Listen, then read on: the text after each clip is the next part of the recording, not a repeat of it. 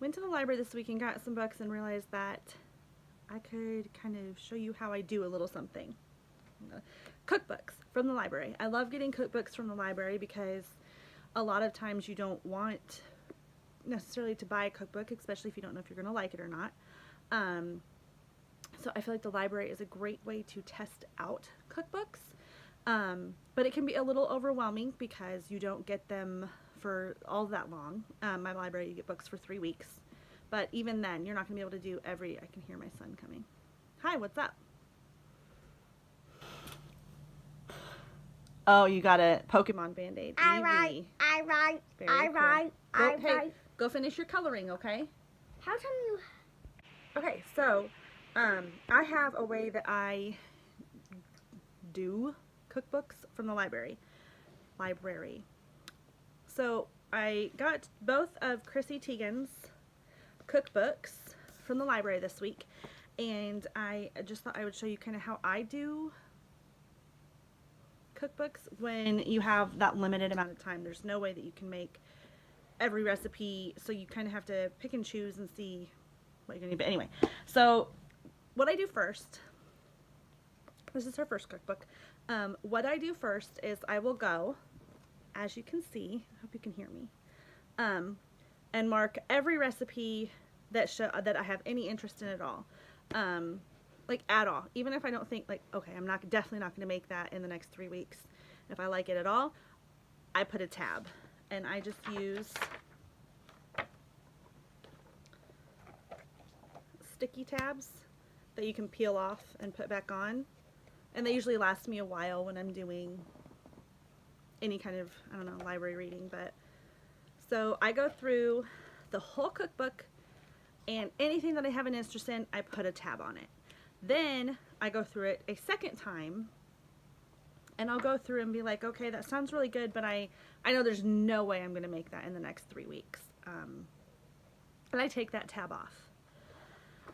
And then I'll usually end up with, like, as you can see, there's a lot. I will usually end up with about, I don't know, half of that.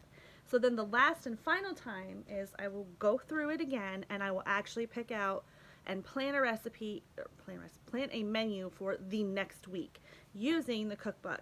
And I limit myself to 4 because I just feel like that's realistic. I mean, it's 4 new recipes in a week is not unheard of for me. I don't do that every week, but if I have a new cookbook, especially from the library, then I will take that time. So in her second cookbook, just this one, I have picked 4 recipes, 1, 2, 3, 4, that I plan on making, and I make sure that they're realistic for me, so I don't pick all super fancy ones. I picked, in the new one, the black bean and mushroom enchilada casserole,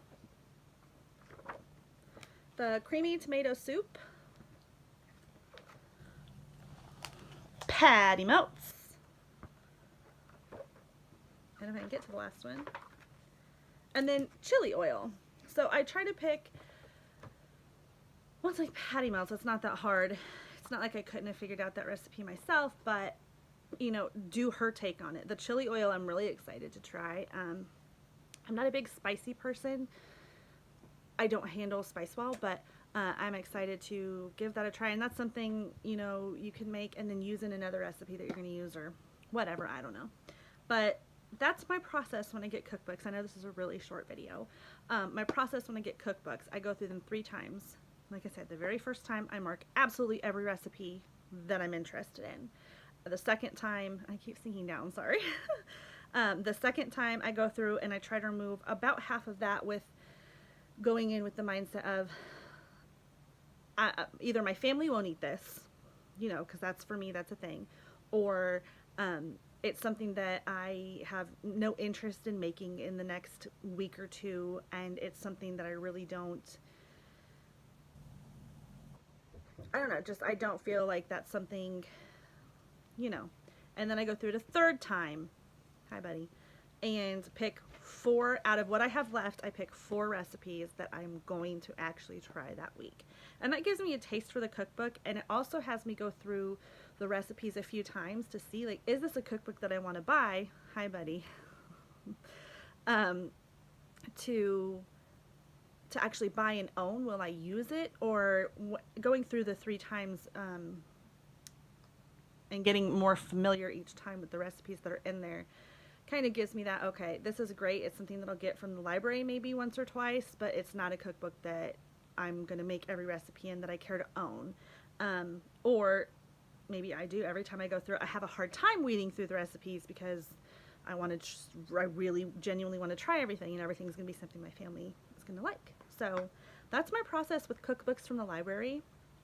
Like I said, I really love getting cookbooks from the library because I keep saying cookbooks from the library.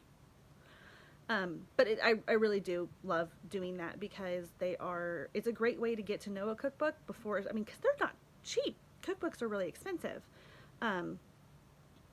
So it's a way to figure out, I've gotten them before where I go through and I'm like, oh, I would not make anything in here. And then I've gotten them before and gotten them home, and there was no way I could choose between all of the recipes. So I had to, I don't know, go buy that cookbook.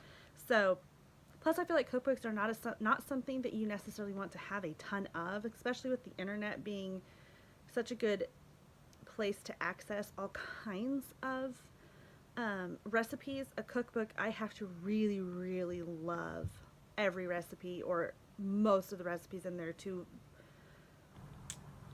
justify having a gigantic and expensive book in my house, because they take up space and they cost a lot of money.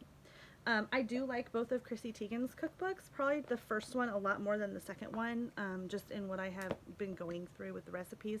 Hi, buddy. Go ahead. But they would both, for me, not yet, buddy. They would both be library cookbooks for me, not owning cookbooks, just for reference. But I do have some, not yet, recipes that I definitely am going to try and note for the future and that kind of thing. So that's how I do cookbooks from the library. So I hope you enjoyed that, and I'll talk to y'all later. Bye.